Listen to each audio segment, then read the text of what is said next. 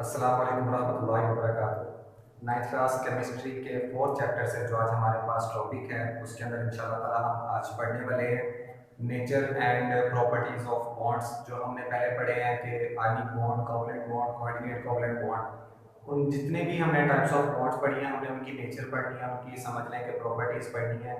जैसे कि ionic compounds की जो प्रॉपर्टीज हैं वो क्या क्या है, वो किस तरह से बिहेव करते हैं, ये सारी चीज़ें पढ़नी है। तो उनमें से जो हम आज पढ़ने लगे इस लेक्चर के अंदर आयनिक कंपाउंड्स के बारे में। आयनिक कंपाउंड आपको पता है कि जो कि ऐसे कंपाउंड जो कि आयनिक बॉन्डिंग की वजह से वजूद में आते हैं उसको हम आयनिक कंपाउंड्स कहते हैं। उनकी प्रॉपर्टीज पढ़नी है। ये मैंने कुछ प्रॉपर्टीज शॉर्ट करके लिखी हैं, इनको इंशाल्लाह ताला हम एक्सप्लेन करेंगे, समझेंगे। सबसे पहले मैंने लिखा पॉइंट है क्रिस्टलाइन सॉलिड्स। जो आयनिक कंपाउंड्स होते हैं ये क्रिस्टलाइन सॉलिड्स होते हैं। आपको पता है कि एक अमॉर्फस सॉलिड्स भी होते हैं, लेकिन ये जो है आयनिक कंपाउंड्स ये क्रिस्टलाइन होते हैं। अगर हम एक देखते हैं आयनिक कंपाउंड है हमारे पास सोडियम क्लोराइड, इसमें अगर आप देखें तो सोडियम पॉजिटिवली चार्ज होता है, इसके अराउंड जो है एक नेगेटिव चार्ज वाला क्लोरीन होगा, इसके इस साइड पर भी नेगेटिव चार्ज होगा, नीचे भी नेगेटिव चार्ज, ऊपर भी इसके नेगेटिव चार्ज। सेम इसी तरह से जी एक्सिस में भी आगे और पीछे नेगेटिव चार्ज होंगे, और इस नेगेटिव चार्ज के दोनों साइड्स पर पॉजिटिव चार्ज होगा, ऊपर भी पॉजिटिव चार्ज होगा, इसके इसी तरह से नीचे भी पॉजिटिव चार्ज होगा। तो सेम इसी तरह से अगर आप देखें एक नेगेटिव को ये चार साइड से पॉजिटिव चार्ज ने अट्रैक्ट किया हुआ है, और इस एक नेगेटिव को जैसे चार साइड्स पर अट्रैक्ट किया हुआ था, सेम इसी तरह से पॉजिटिव एटम को भी, सॉरी पॉजिटिव जो आयन होगा दरमियान में, जैसे कि यहाँ पर सोडियम है, इसको भी चार साइड से नेगेटिव चार्ज ने अट्रैक्ट किया हुआ होगा। अगर आप ये और करें तो चारों साइडों से पॉजिटिव को जो है वो नेगेटिव ने अट्रैक्ट किया हुआ, नेगेटिव को पॉजिटिव ने अट्रैक्ट किया हुआ है। अच्छा, अब इतने अट्रैक्शन की वजह से इनकी जो नेचर होती है, यानी कि आप समझ लें इनका जो फिजिकल अपरेटस है वो क्रिस्टलाइन सॉलिड होता है, यानी कि काफ़ी ज़्यादा स्ट्रॉन्ग और सॉलिड बन जाते हैं। क्रिस्टलाइन आपको पता है क्या होती है, जो कि थ्री डिमेंशनल स्ट्रक्चर होता है। अगर आपने नमक का कभी पत्थर देखा हो तो वो क्रिस्टलाइन होता है, थ्री डिमेंशनल होता है और सॉलिड होता है। ठीक है, सबसे पहले तो ये बात है कि जो आयनिक कंपाउंड्स होते हैं ये क्रिस्टलाइन सॉलिड्स होते हैं। उसके बाद हम बात कर रहे हैं कंडक्टिविटी इन मोल्टन स्टेट। जो आयनिक कंपाउंड्स हैं ये अपनी मोल्टन स्टेट के अंदर, यानी कि पिघली हुई हालत के अंदर, लिक्विड स्टेट के अंदर ये इलेक्ट्रिसिटी और हीट को कंडक्ट कर सकते हैं।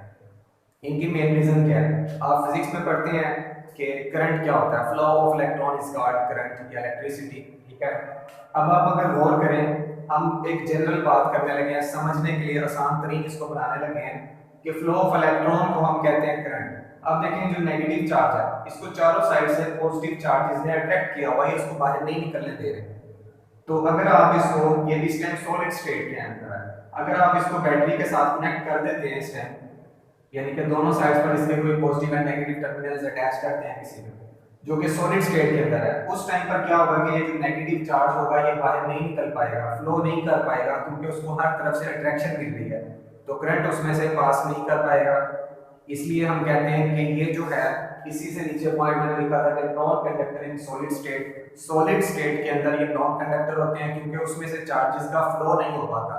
और यही अगर आप इसको मेल्ट करेंगे पिघली हुई स्टेट के अंदर, अगर आप देखेंगे उस टाइम पर ये जो इलेक्ट्रॉन्स होंगे ये फ्री टू मूव होंगे। इसी तरह से पॉजिटिव चार्जेस भी अलग हो चुके होंगे। तो मोल्टन स्टेट के अंदर पिघली हुई हालत के अंदर ये जो इलेक्ट्रॉन्स होते हैं ये उसमें से मूव कर पाते हैं, इजीली चार्जेस भी मूव कर पाते हैं। इसलिए हम कहते हैं कि मोल्टन स्टेट के अंदर ये कंडक्टर होते हैं हीट एंड इलेक्ट्रिसिटी के, जबकि सॉलिड स्टेट के अंदर ये नॉन कंडक्टर होते हैं। अच्छा जी, उसके बाद पॉइंट था high melting point and boiling point. इनके जो आयनिक कंपाउंड्स हैं इनके melting points and boiling point जो होते हैं वो काफ़ी ज़्यादा हाई होते हैं। उनकी भी मेन रीज़न यही है कि दरमियान में जो इनके चार्जेस के दरमियान में जो फोर्स ऑफ अट्रैक्शन है वो बहुत ज़्यादा स्ट्रॉन्ग है। उस फोर्स ऑफ अट्रैक्शन के स्ट्रॉन्ग होने की वजह से हम कहते हैं कि इनका मेल्टिंग पॉइंट और बॉइलिंग पॉइंट हाई है। अब देखें जरा, मैं इसको मजीद थोड़ा सा आसान करके दिखाता हूँ। आप समझेंगे कि ये एक पॉजिटिव चार्ज है और इसके साथ नेगेटिव चार्ज है। यहाँ पर भी मैं नेगेटिव चार्ज बना लेता हूँ, इधर भी नेगेटिव चार्ज और ये नीचे भी नेगेटिव चार्ज। अब देखें, अगर आपको पता होगा कि जब भी कोई ऑपोजिट चार्जेस होते हैं नेगेटिव एंड पॉजिटिव, उनके दरमियान में फोर्स ऑफ अट्रैक्शन काफी ज्यादा स्ट्रांग होती है। यही वजह थी कि ये सॉलिड स्टेट के अंदर नॉन कंडक्टर थे और मोल्टन स्टेट के अंदर कंडक्टर थे। अगर आप इनको हीट करते हैं, जब हीट हम करते हैं तो क्या होता है कि बॉन्ड्स जो होते हैं वो टूटते हैं। अब क्योंकि इनके दरमियान में जो फोर्स ऑफ अट्रैक्शन है, ये जो फोर्स ऑफ अट्रैक्शन हैं, जिसको आप इंटरमॉलिक्यूलर फोर्सेस भी कह सकते हो, बल्कि हम यहाँ पर उसको इंटरमॉलिक्यूलर फोर्सेस नहीं कहेंगे, सिंपली हम इसको एटॉमिक बॉन्ड कह सकते हैं। ठीक है। अच्छा, अब यहाँ पर ये जो इनके दरमियान में फोर्स ऑफ अट्रैक्शन है, ये बहुत ज्यादा स्ट्रॉन्ग है। इसको टूटने के लिए ज्यादा एनर्जी चाहिए होगी, इसलिए ज्यादा एनर्जी के लिए आपको ज्यादा हीट देनी पड़ेगी। इसलिए हम कहेंगे कि इसका जो मेल्टिंग पॉइंट होगा वो काफी ज्यादा हाई होगा। आप मेल्टिंग पॉइंट बढ़ाएंगे मतलब कि आप हीट बढ़ा रहे हैं।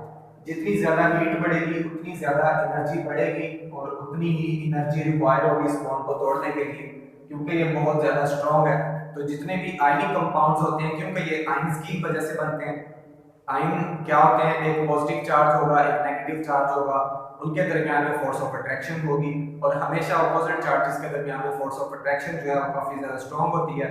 तो आयनिक कंपाउंड्स क्योंकि बन रहे हैं आयंस की वजह से और वो काफी ज्यादा स्ट्रॉन्ग है, तो उनको तोड़ने के लिए भी आपको ज्यादा हीट देनी पड़ेगी, इसलिए उनका जो मेल्टिंग पॉइंट होगा वो भी ज्यादा होगा। और इसी तरह से सेम उनका जो बॉइलिंग पॉइंट होगा वो भी हाई होगा। सोडियम क्लोराइड के केस के अंदर जो सोडियम क्लोराइड है इसका मेल्टिंग पॉइंट 800 डिग्री सेल्सियस होता है, काफी ज्यादा हाई है।